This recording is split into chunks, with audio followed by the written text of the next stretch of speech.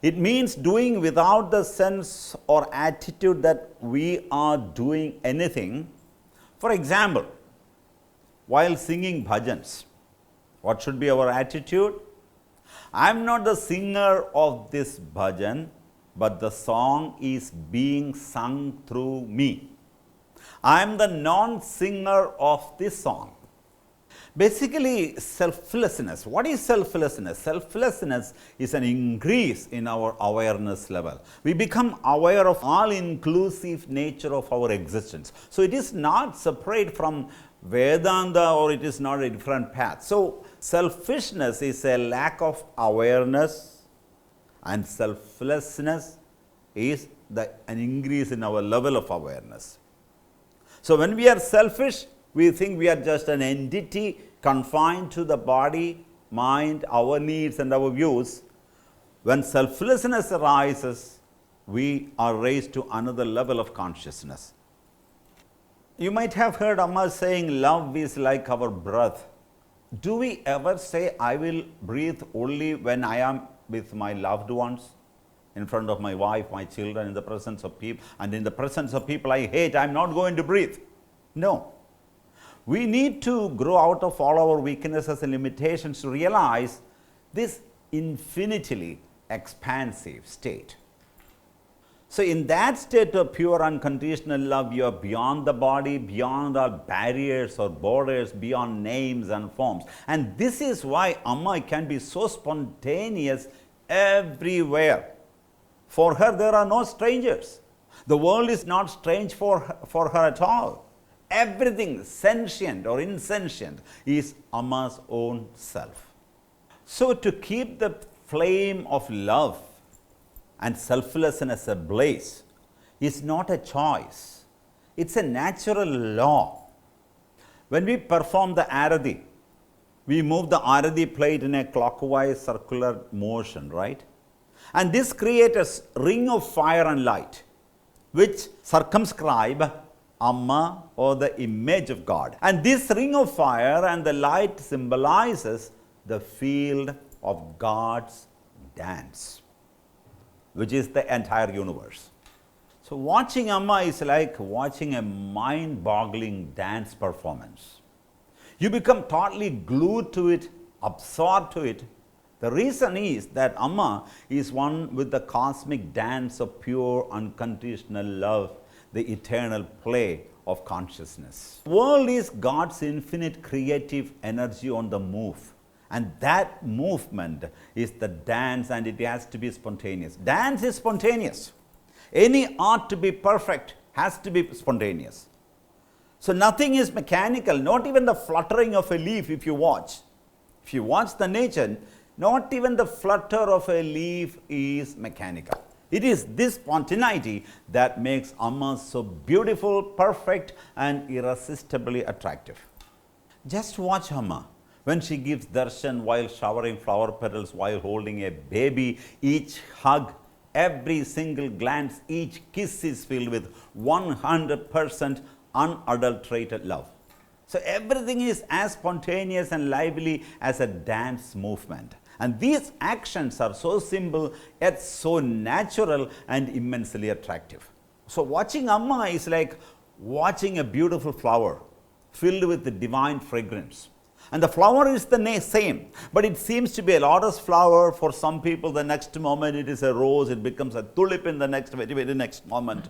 It goes on changing into various types of exquisitely beautiful flowers.